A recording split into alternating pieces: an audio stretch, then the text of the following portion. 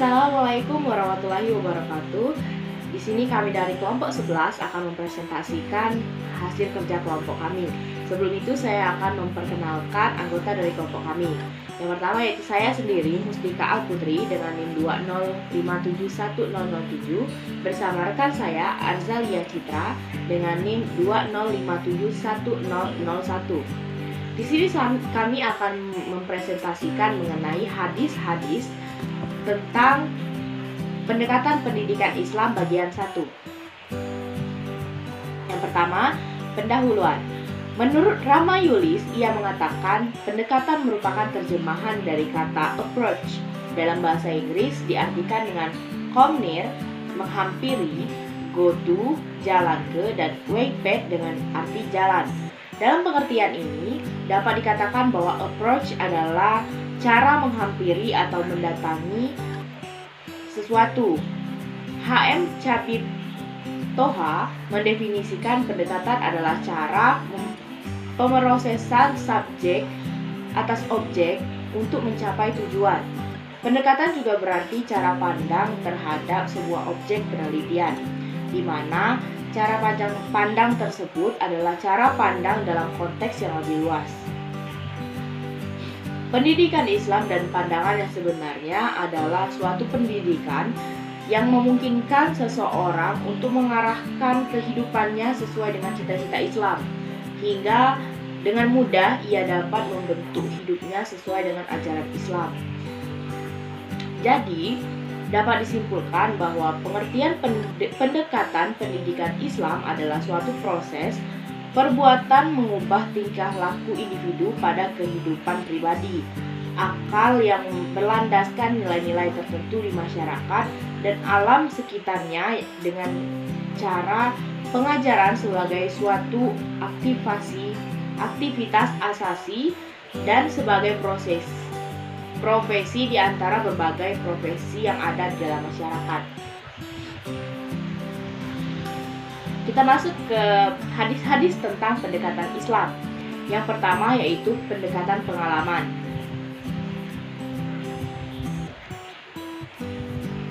Pendekatan pengalaman yaitu pemberian pengalaman keagamaan kepada peserta didik dalam rangka penanaman nilai-nilai keagamaan yang baik secara individual maupun kelompok.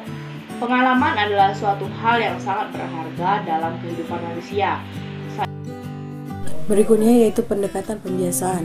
Pendekatan pembiasaan merupakan suatu tingkah laku tertentu yang sifatnya otomatis tanpa direncanakan terlebih dahulu dan berlaku begitu saja tanpa dipikirkan lagi. Adapun hadis yang menjelaskan tentang pendekatan pembiasaan, Bismillahirrahmanirrahim.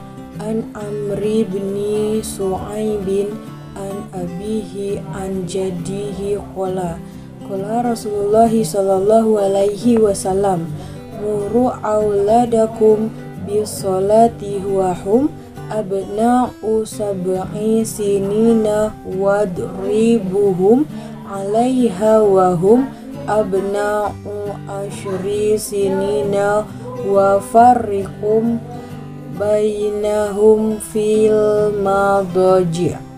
Dari hadis tersebut artinya dari Amru bin Syuaib dari bapaknya dan kakeknya, Rasulullah bersabda, suruhlah anakmu mendirikan sholat ketika berumur 7 tahun dan pukullah mereka karena meninggalkannya ketika ia berumur 10 tahun.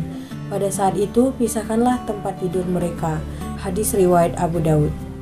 Maksud dan tujuan dari hadis ini menginformasikan bahwa orang tua harus menyuruh anak mendirikan sholat sejak umur 7 tahun. Setelah berumur 10 tahun dan ternyata meninggalkan sholat, maka orang tua boleh memukulnya. Dan pada usia 10 tahun juga, tempat tidur anak harus dipindahkan antara laki-laki dan perempuan. Nilai-nilai pendidikan yang terkandung dalam hadis ini yaitu membiasakan anak untuk melaksanakan ibadah sejak dari kecil. Sebagaimana pepatah mengatakan, bisa karena terbiasa. Dapat mempermudah proses pendidikan anak ketika sudah besar nanti, karena telah dibiasakan melakukan kebaikan sejak kecil. Membiasakan anak belajar agar tumbuh menjadi anak yang baik, ibarat kayu kalau sudah besar sulit diluruskan, maka luruskanlah dari sejak kecil. Begitu juga dengan anak didik kita. Belajar di masa kecil lebih cepat menyerap ilmu dibandingkan belajar sesudah dewasa. Pepatah Arab mengatakan, "Ata'limu fi sigori kanaksil alal hajari." Belajar di masa kecil bagai mengukir di atas batu. Belajar di masa tua bagai mengukir di atas air. Artinya, ingatannya lebih kuat. Selanjutnya yaitu pendekatan emosional.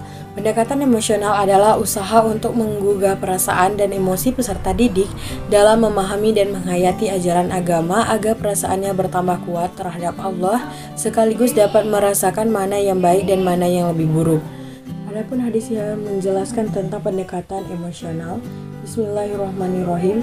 Anin Nu'mani bin Bashirin qala Rasulullah sallallahu alaihi wasallam, "Matsalul mu'minina fi tawaddihim wa tarahumihim wa ta'atu'ihim matsalul jasadi idza ishtaqa minhu ud'u tada'alahu sa'irul jasadi bisahari wal hum."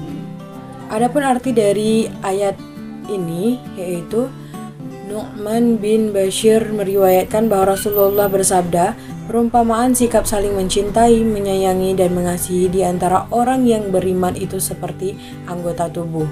Jika salah satu anggota tubuh mengeluh sakit, maka seluruh anggota tubuh akan merasakannya sampai tidak menidurkan diri dan selalu merintih.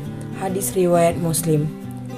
Maksud dan tujuan dari hadis tersebut adalah yang dikemukakan oleh Asy-Syuyuti bahwa yang dimaksudkan dengan kata ta'ada'a dalam hadis di atas adalah sebagian anggota memanggil yang lainnya karena sama-sama merasakan sakit. Kata asyahar berarti karena rasa sakit seseorang tidak dapat tidur. Kemudian kata al-humma'a berarti merintih karena sakit dan tidak dapat tidur. Menurut Al-Qadiyad, penyamaan orang yang beriman dengan satu tubuh merupakan penyamaan yang tepat karena pendekatan dan menjelaskan pengertian. Di dalam terdapat ajaran yang menghargai hak-hak orang Islam dan memotivasi agar saling menolong dan saling mencintai. Nilai-nilai yang terkandung dalam pendidikan Islam yaitu bersikap lemah lembut terhadap peserta didik agar peserta didik dapat dengan mudah memahami apa yang diajarkan. Kemudian pentingnya mempererat tali persaudaraan antara sesama manusia. Selanjutnya yaitu manusia merupakan makhluk sosial yang dalam kehidupan sehari-harinya membutuhkan orang lain, dalam arti saling tolong-menolong.